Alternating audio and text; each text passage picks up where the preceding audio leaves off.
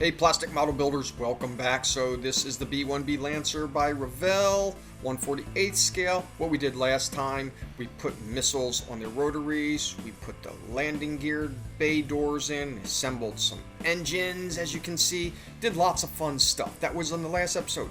This episode, we got some more fun stuff. You see the body going on right there and the wheels? We're going to do some painting. Lots of painting. Why? Because painting's fun and it's going to help complete the model, of course. So let's get to it. You see right here, we got some sanding to do. This is basically what I'm showing you here. The seam line that goes around the plane, there are a couple of them. Got to file that down a little bit. This one was not a perfect match, as you can see. At least for me, it wasn't. Maybe for you, you'll have better luck than I will. So a little bit closer detail there after it's been sanded a little bit, and you can see that. Put some putty on this, fill these gaps in. Has to be done. No other way to avoid it. I'm using some green squadron putty. That's what I use. I have moderate success with it. Maybe you guys use something else that might be better, that goes on a little smoother, doesn't dry so fast. Maybe I'm just getting old product. I don't know. You know, sometimes I feel like it should be working better than what it does. Either way, here, some quick sanding on there. Just briefly show you all the work that has to go into this little area right here. More sanding, of course, wet sanding, get that nice and smooth. I forgot to paint this, so remember, if you watch this whole series before you start the model, make sure you paint that. Goes black, flat black, or gloss black, it looks like. Just some enamel paint put on there, let that dry. Alright, so we have our engines right here, or at least the nozzles for it. We're going to put in the afterburners that you see coming right up. So get our glue in there, that's the afterburner. Just, you know how it is, there are 4 of these. How many are we going to show you? 1. I don't need to show you all 4, I think you kind of get the point. So press that in there, let it dry, go around the edge, just like you'd see me doing there. That way, you know, you really get a good bond on that glue.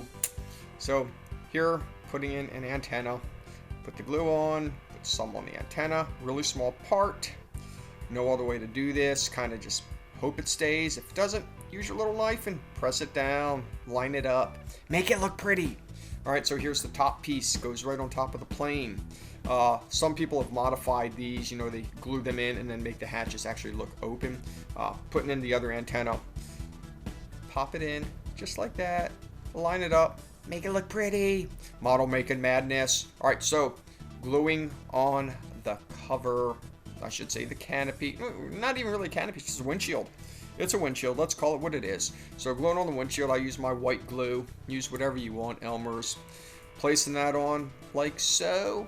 There we go, looks good. Showing you how this kind of fits in there. If you want to get it off, use an X-Acto knife and pry it out. Alright, got my masking on there so you can see where it goes. Showing you how I do the engines. This is how I did it. You know, you do yours differently, however you want to do it. So I just put tape on it, press it down, masked all the way around, hope it doesn't come off. That's what it looks like, because you don't want to paint it. And same with the nozzles. Hey, look at that. We're finally doing some painting. I got a little bit of the front there. Now we are doing a wing. Look how big this plane is. There's my big bald head, me and my, you know, I'm wearing a robe. Modeling in a robe, it happens sometimes. Anyway, so just slowly doing this body. As you can tell, it's big. Doing a light mist coat on this, using the I can't remember, dark gray, maybe not a dark gray, gunmetal, I think. Gunship Gray, Gunship Gray, that's the color. So just slowly go over this. Gunship Gray works on F-15s as well. This is not an F-15, but it does the job. As you can see, this is a very big plane, and I'm working on the floor. Why, I don't know. I didn't have a table big enough at the time. I do now, and working in a house that isn't yours sometimes if you rent, this is what happens. So you just kind of do what you got to do. Flip that plane around, do this other side. Imagine how long this would take if I showed you the whole plane. Look, it's the back side. You can see all the masking I did there, all the wheel wells. That's a lot. Wheel wells, bay doors, what's that? 1, 2, 3, 4, 5, 6, 7 little areas there. Thank God there's not as much footage on the bottom as there is on the top, because you would really be doing this for a long, long time. So just go slow with it. There's one area I didn't mask off, which is the top, because I planned on getting right. You see me doing that right now. Hard to see, but those will go white, little areas right there. So now we're doing the wing. I just figured I'd change it up a bit. Why not just go down the edge, have fun? It's just a plane. Turns out how it turns out, right? You can't control what you can control. But I can control this, but I decided not to. So, finishing up that wing right here. All done. Yay, good for me. And good for you. Thank you for still watching. So, remember to get the inside of that engine mount right there. And we're going to do the same on the other side. Paint all the way up to the tail. Make that look good. Flip the plane around, kind of get the other side, things we missed before. Plane's looking really good, as you can see. There we go. Getting the other side right here of that engine mount. This is the other one. Of course, there are two. Here's the wing. Just lightly going over this. After we're done painting and putting on like 2 or 3 more coats of this. By the way, I didn't primer this, if you noticed that. Wasn't too concerned with it. I just made sure my model was really clean ahead of time.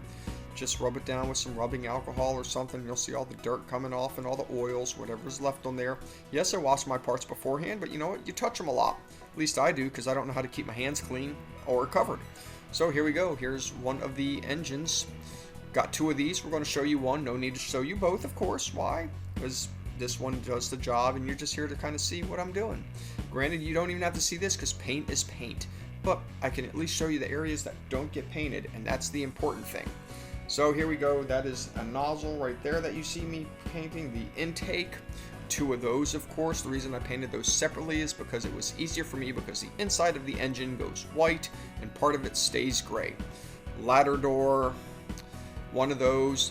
This is if you decide to leave your plane with open wings. 2 inserts, they go inside. This is one of them. Make sure you get it good.